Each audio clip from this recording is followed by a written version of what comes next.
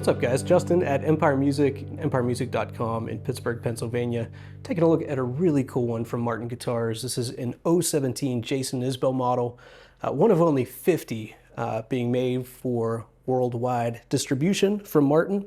We'll talk about it in a second. Before I do, I just want to remind you, empiremusic.com is where you can go to find the full specs on this guitar, full photo suite on this guitar, and everything else we sell. We take trades, go to the website for that, and we set up every guitar before it ships out. So buy with confidence, go to the website, learn more about this model. Let's talk about this model. Jason Isbell 017. When I first learned about this guitar earlier this year, that this was coming down the pike, I thought, I just saw 017 on the information Martin gave me, and I really didn't think too much of it, honestly.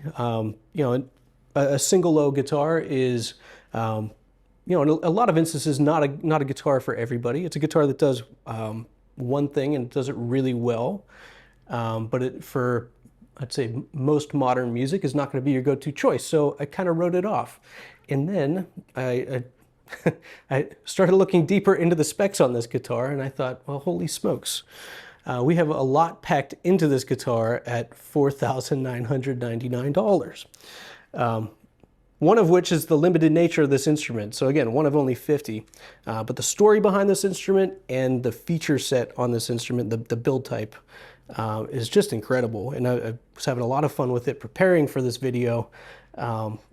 Playing that opening here, it's just such a responsive instrument. So let's talk a little bit more about it. This guitar really gets its inspiration from the guitar that Jason used in his solo album earlier this year, Foxes in the Snow, which I highly encourage you go take a listen because you'll hear why this guitar worked so well for what he did. The guitar he used on that album is a 1940 single low, and that's what this guitar is based on. And what's really cool about a small body mahogany guitar is just really how responsive it is, number one, but how it really doesn't compete with your vocals, especially in a singer-songwriter type situation. So it's a guitar that mahogany records very well. I'm really excited about this instrument. Let's talk about it. We have all sinker mahogany on this guitar, top, back, and sides. So sinker mahogany, as you may or may not know, old growth, submerged for years, brought up, milled, and all the sediment that builds up in this wood over time just adds to the richness, the complexity of the overtones. There's a dryness to the sound of an all mahogany guitar in general, but especially on an all sinker mahogany build like this, there's a richness and complexity that just really shines through. Under the hood, X-braced Adirondack braces, golden era bracing, super responsive bracing structure on the inside of the guitar. Let's talk more about the outside of the instrument. Brazilian rosewood bridge and fingerboard, which is just beautiful on this specific guitar. I haven't seen any of these out there yet to compare this against, but man alive, just very nice dark wood on this. And vintage gloss finish on the top, back, sides, and neck, which Joe and I were talking in the shop, just kind of looking at this guitar, looking at other customs we have. It's just such a cool look on an instrument, the vintage gloss. It kind of gives this almost like a haze over top of the instrument. It feels really good. It feels super elevated. It feels vintage, quite frankly.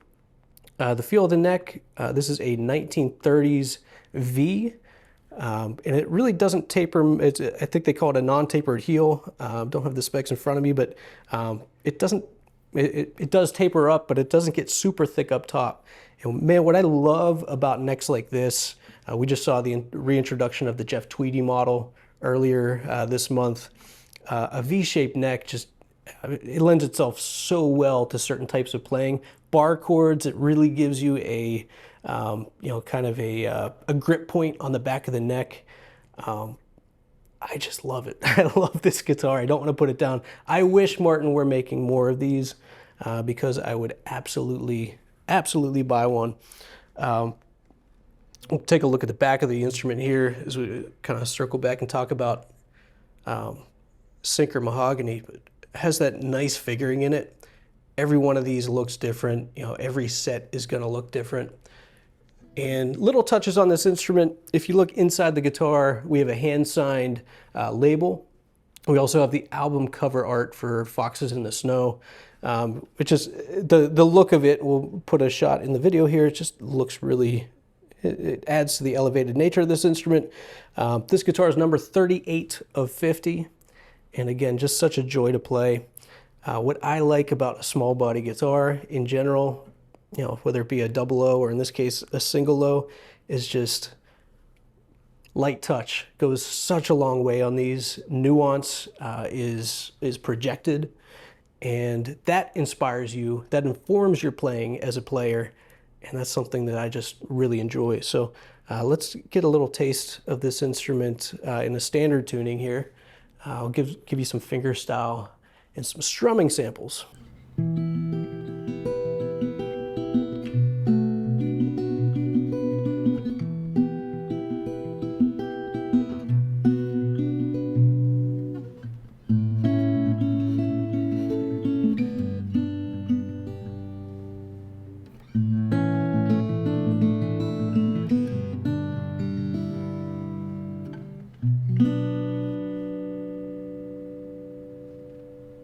So super responsive with a light touch. I'm going to lean into it a little bit more with the picking hand here.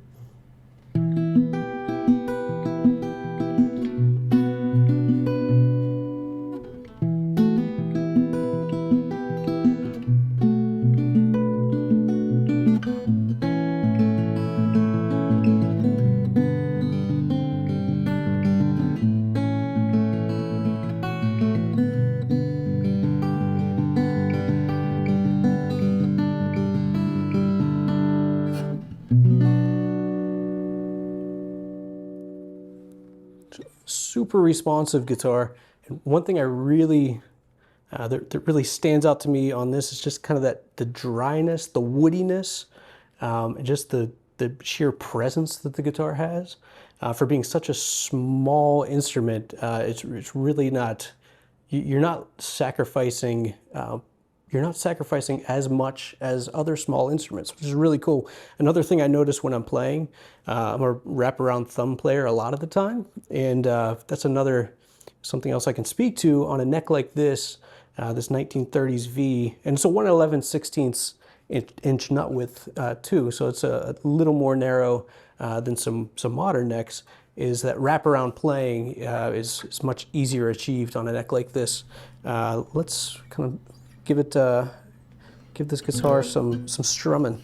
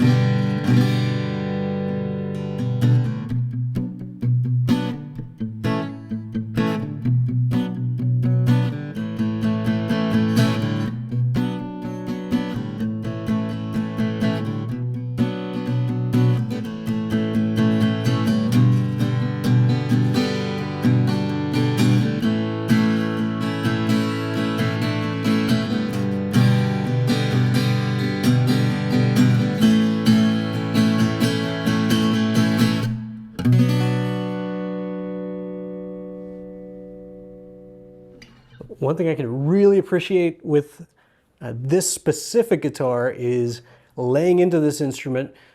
Yes, you have less headroom volume-wise than other guitars, bigger guitars, but the distortion factor isn't there when you lay into it, at least not as much as other models. So it retains clarity, with more velocity put into the strings. So just an awesome guitar. Kudos to Martin, kudos to Jason Isbell on this model, and again, wish there were more of them. If you're interested in this guitar, please give us a call. We're glad to get you into this. Again, only 50 of them, number 38 of 50.